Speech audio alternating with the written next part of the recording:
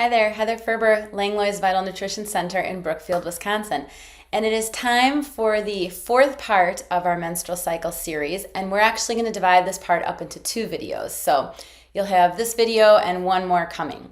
We are going to talk about the last phase of the menstrual cycle, which is the luteal phase. And today I want to talk about the early luteal phase. This usually runs about day 15 to day 23. So once you ovulate, if you don't become pregnant, your body starts to produce more progesterone.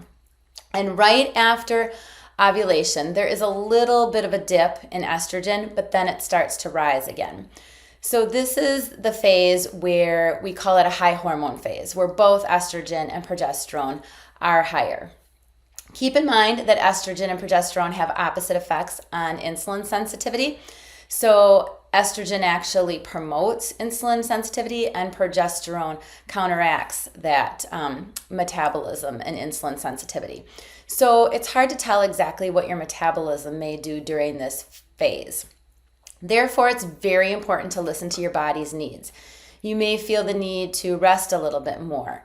This may be a better time for doing some internal planning and reflection. This may also be the time where PMS symptoms come into play because of the high levels and fluctuating levels of hormones in this early luteal phase. You may want to lighten up on the cardio a little bit and look towards more like moderate exercise, like long hiking or weightlifting, something that's not quite as intense. And your body does prefer fat burning during this phase. So lower carb eating is really going to be best for you. With the higher levels of progesterone on board, you may feel that your core body temperature is running a little bit higher. We often see that as an indicator of ovulation, right after you ovulate. This may be a time when you sweat more and you're actually losing more salts. So a great time to think about electrolytes and really hydrating your body very well, aiming for at least half your body weight in ounces of water on a daily basis.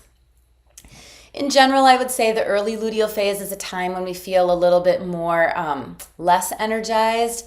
And it's really important, reflecting back that this is a time that those PMS symptoms may appear.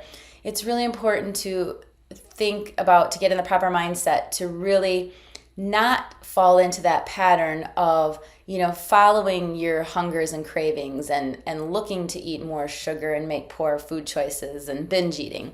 Really time to reflect about having a fat, a fiber, and a protein at every single meal to help balance those blood sugars. And the better you balance those blood sugars, the less likely you are to be bloated and to experience some of the bigger effects of bigger complaints of PMS. So that's it for today. Please look for my upcoming talk on adrenal burnout, and please look for the last video in this menstrual cycle series coming very soon. Have a great day.